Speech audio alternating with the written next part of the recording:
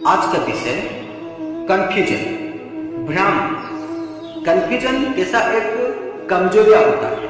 Confusion के कारण हार भी होता है। महाभारत युद्ध में अर्जुन जब भ्रमित हुए थे तो श्री कृष्ण ने उसकी स्थिति को समझ गए और उसका कंफ्यूजन दूर किए थे। तभी तो जाके युद्ध के लिए वो रेडी हुए थे, युद्ध के लिए वो तैयार होकर आए थे।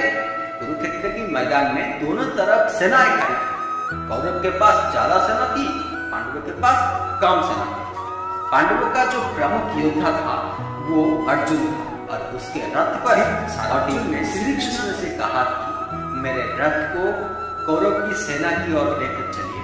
मैं पितामह भीष्म, द्रोणाचार्य, दुर्योधन, अश्वत्थामा और कर्ण को देखना चाहता हूँ। श्री कृष्ण ने कुछ नहीं बोले और रथ ले गए। वे रथ लौटाकर लाए तो अचानक धड़ाम की आवाज आई। श्री कृष्ण ने पलट कर देखा कि अर्जुन अपना धनुष गांडीव नीचे रखकर बैठा है और एक संवाद बोला कि मैं ये युद्ध नहीं करूंगा। कृष्ण समझ गए कि अर्जुन ने भयभीत कम है और भ्रमित ज्यादा है। अर्जुन ने कहा था कि मैं खड़ा नहीं हो पा रहा है, मेरा मुंह सूख रहा है, मेरा शरीर कांप रहा है, मेरा धनुष गिर रहा है। श्री कृष्ण ने कहा कि युद्ध के मैदान में ऐसा बहुत से लोगों के साथ होता है। इस पर अर्जुन ने कहा कि मेरा मन भ्रमित है, मुझे समझ नहीं आ रहा है कि मैं ये युद्ध करूं या ना करूं। तब श्री कृष्ण ने कहा कि सारी कमजोरियां चलेगी लेकिन भ्रमित होना नहीं चलेगा। तुम युद्ध इसीलिए नहीं कर रहे कि तुम्हारे सामने रिश्तेदार है, तुम्हारे सामने तुम्हारी पूजनीय है। सच तो ये है कि तुम धर्म की रक्षा के लिए युद्ध कर रहे हो। युद्ध नहीं है, ये युद्ध नहीं है, बात अपनों की नहीं है।